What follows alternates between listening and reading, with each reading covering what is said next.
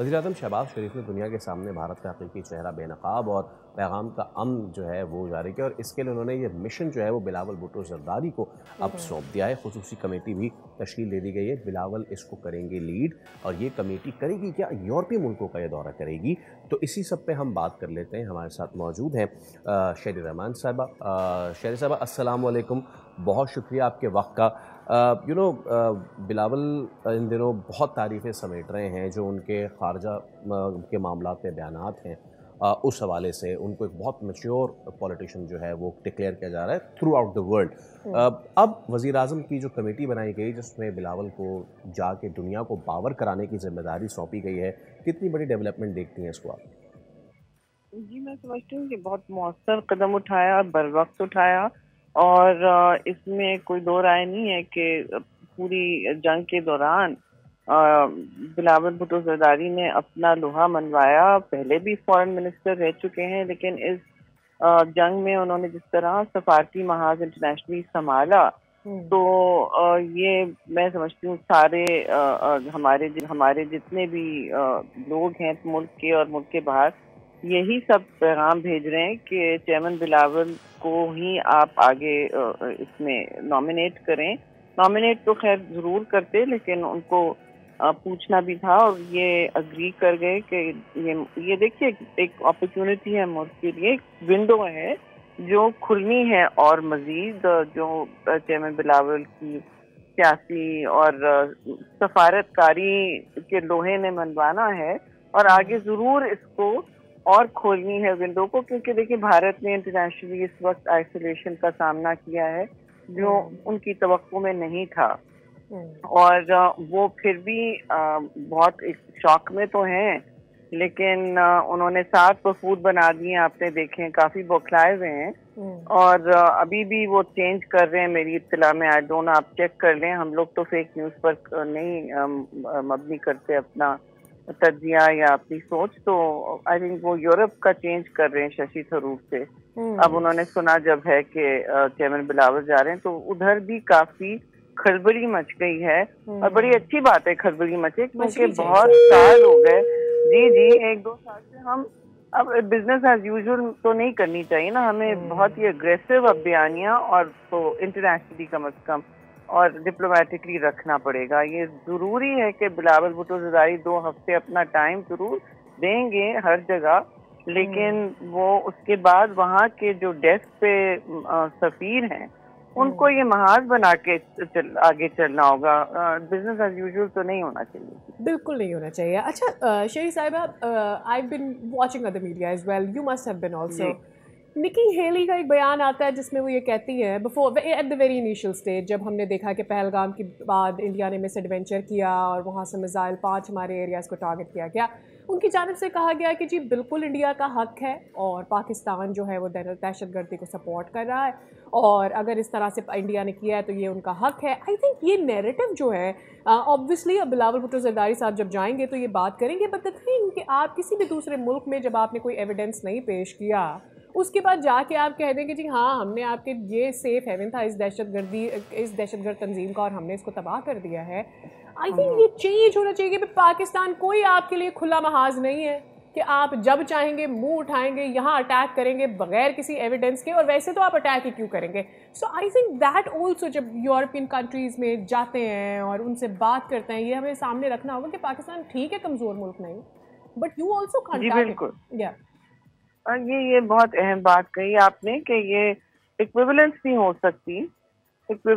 हो सकती कि आप सुबह उठें और कहें कि जी हमारे यहाँ दहशतगर्दी का हमला हुआ है। बेशक हुआ है, जिसको हमने कंडेम किया, हमने उसको वहाँ लोगों के साथ ताज़ियत भी की, जो इन्होंने कभी नहीं की। जाफर एक्सप्रेस हुआ जिसमें ताने बाने इनसे मिल रहे थे, इन्होंने कोई ऐसी बात नहीं की। ये तो अब अखलाकियात से भी महरूम हो गए हैं, अल्लाह इनको भी अब इसी का अजर देगा। लेकिन हमने जब देखा तो हमने कोई जंग का तबल बजाया, हमने कहा कि हम अटैक करने लगे। कुलभूषण यादव मिला, हमने कहा कि भाई हम अब मिसाइल आप पर दागने लगे। नहीं, मुअज़्ज़ब ममालिक कहते हैं आप जॉइंट कमीशन बनाए, टेररिज्म पे बात करते हैं। एक साथ को उन्होंने बिल्कुल गैर फाल बनाया हुआ है।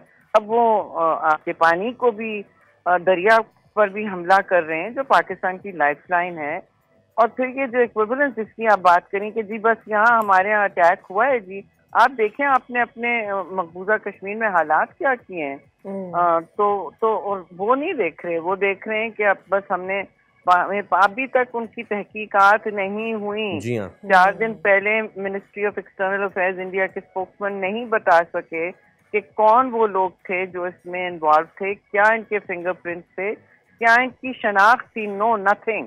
تو دس از ریڈیکولس کہ انہوں نے کہہ دیا ہے کہ جی ہم بس اس کی بنیاد پہ جنگ کر رہے اور جنگ شروع کر دی. خطرناک طور پر انہوں نے سویلینز پہ اٹیک کیا، پھر اس کو خطرناک طور پہ ایسکلیٹ کرنے کی کوشش کی.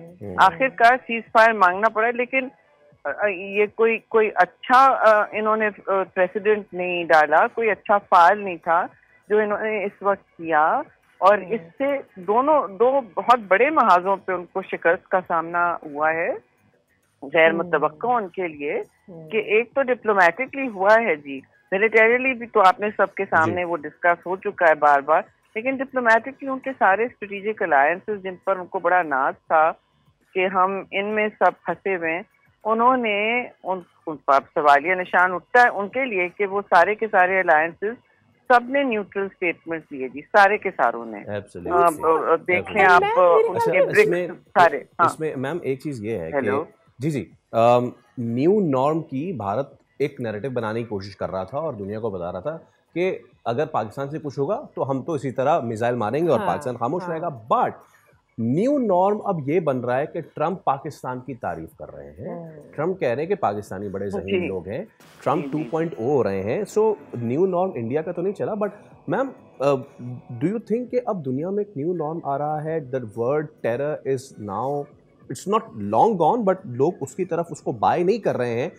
لوگ امن کی طرف جا رہے ہیں. ڈونلڈ ٹرمپ پوری دنیا میں امن کرنا چاہ رہے ہیں، ٹریڈ کرنا چاہ رہے ہیں، پاکستانیوں کو ذہین کہہ رہے ہیں. سو دس از دا نیو نارم. جی بالکل.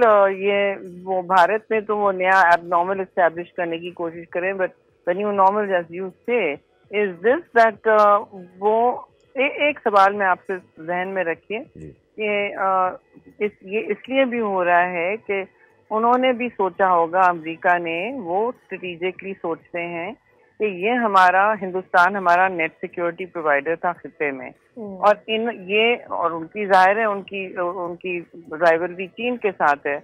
تو انہوں نے کہا یہ پاکستان کے سامنے تو کھڑا نہیں ہو سکا ڈپلومیٹکلی یا ملیٹریلی، تو یہ کس طرح ہمارے پورے ایشیا پیسفک میں بنیں گے نیٹ سیکیورٹی پرووائڈر. یہ ایک ذہن میں ان کے ضرور بات ہوگی. سیکنڈلی پریزیڈنٹ ٹرمپ نے پاکستان کا رویہ بھی دیکھا ہے. وہ دیکھ رہے تھے کہ پاکستان نے کس طرح اگریسر نہیں تھا پاکستان، تو انہوں نے ان کو ویسے کہتے ہیں مجھے جنگیں پسند نہیں ہیں، تو جنگجو اس میں بھارت نکلا ہے. اور جنگجو جو ہے وہ بزنس ڈیلز اور ٹریڈ کو ظاہر ہے اس کی کمی ہوتی ہے اس میں. It's a negative influence. تو ہی ڈزنٹ لائک اٹ. تو ہی سے میں تو ڈیل میکر ہوں، میں چاہتا ہوں کہ بزنس زیادہ بڑھے اور جنگیں کم ہوں. تو انہوں نے تو اپنا کردار لیڈرشپ کا پلے کیا اس میں سیز فائر جنگ بندی میں. اب وہ نہیں چاہیں گے کہ جنگ بندی پھٹے، اور ہندوستان بہت اس وقت دل ملایا ہوا ہے کہ وہ جنگ بندی برقرار رکھنی پڑ رہی ہے، کیونکہ اپنے گھر میں وہ کچھ اور کہہ رہے ہیں. جی yes absolutely. Thank you so much ma'am. Thank you so much. Subscribe کریں اور بیل دبائیں تاکہ کوئی خبر رہ نہ جائے.